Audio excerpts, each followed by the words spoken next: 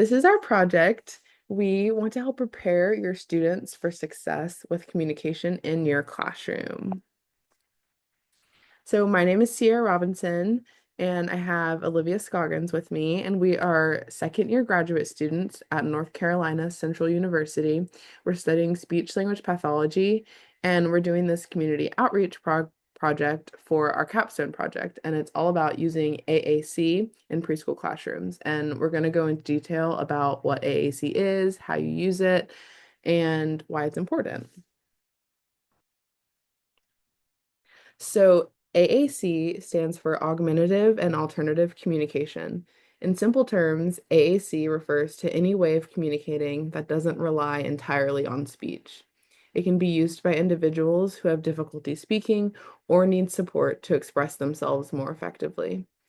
AAC comes in many forms. It can be, quote, high tech, like an iPad or a speech generating device that produces actual spoken words, or it can be low tech or even no tech, which is like using gestures, facial expressions, writing, or pointing to items and pictures to communicate.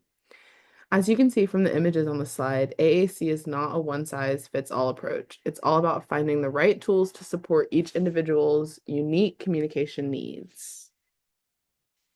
So I'm going to talk about a simple way to help kids communicate using more of a paper-based approach, paper-based tools. These are easy, effective, and can be used in all kinds of daily activities. Most of us are visual learners, so using pictures like these can help reduce the pressure of verbally communicating. Some examples, again, like Sierra said, picture cards or even choice communication boards that you can see up here can be used, throughout the day, whether it's snack time, playtime, or getting ready to go outside. These tools can help kids express their wants and needs. You guys might have seen like the use of visual schedules or communication cards within certain classrooms. You want to make sure that these are kept visible at eye level or pinned on a wall, so it's always accessible to your students. Maybe laminate them for easy cleaning because we know how sticky kids can get and dirty. And then you want to start small. Pick one part of the day in your daily routine to introduce this communication tool. Maybe snack time. You'll use a picture card to help a child say cracker or juice. Over time, they'll use to learn it in other activities too. All right, so these are some examples. If you're short on time, just give, just a couple of choices. This is super basic. We're not expecting you guys to show these kids how to communicate solely using paper visuals. Um, so what you can do is you can hold up two pictures, maybe a book and a poppet. Point and say, I want the book. This helps kids learn how to make choices and communicate their preferences. When using these tools, always remember kids are going to need time to process. So if you ask a question or give a choice, pause and wait, see what they do. Their little brains need some extra patience to understand any kind of requesting, comments, or instructions. Make sure we model without an expectation for an answer. This will decrease the pressure on a kid for a response, especially if they're emotionally charged and they don't seem like they want to verbally respond. Model how would you want them to answer you. So during snack, you ask, class, what's for snack today?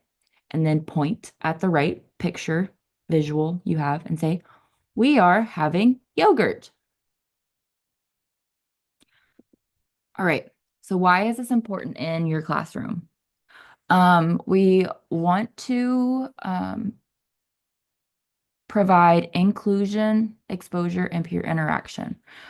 For inclusion, when AAC is present, it removes barriers to communication and ensures that every child has a voice. Again, like those emotionally charged situations where kids don't feel that they can voice or want to, um, it just shows that there isn't other options.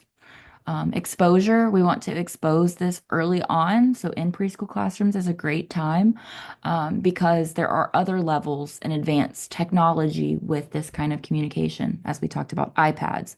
And we know how kids can get with novel things. So showing this them early on reduces that stigma against kids that do use this primarily as their form of communication. And then for peer interaction, all students benefit from the use of using these kind of communication. Again, it helps verbal and nonverbal kids engage in conversation and participate in group activities. Um, so yeah, we're all visual learners, so it's another way to learn communication. So, our goal for this project is to integrate AAC into preschool classrooms in a way that benefits all students, not just those who need communication support. When AAC is a part of the daily routine, it helps create a more inclusive and supportive learning environment. For our capstone project, we're focusing on helping teachers feel more prepared and confident in supporting students who use AAC. When teachers feel comfortable using it, it not only improves communication, but also encourages social interactions and friendships among all students. Our aim is to provide teachers with easy, practical strategies they can implement right away, making AAC a natural and effective part of their classroom. All right. So if you have any questions, please feel free to email any of these three emails that we have provided, and check the description for a link to a Google Drive with various free resources and materials you can use in your classroom. We have a couple examples of, printouts that you guys can use in your classroom, some simple ones, some more advanced ones, some for different activities. So like, again, snack time, bathroom time, circle time, stuff like that.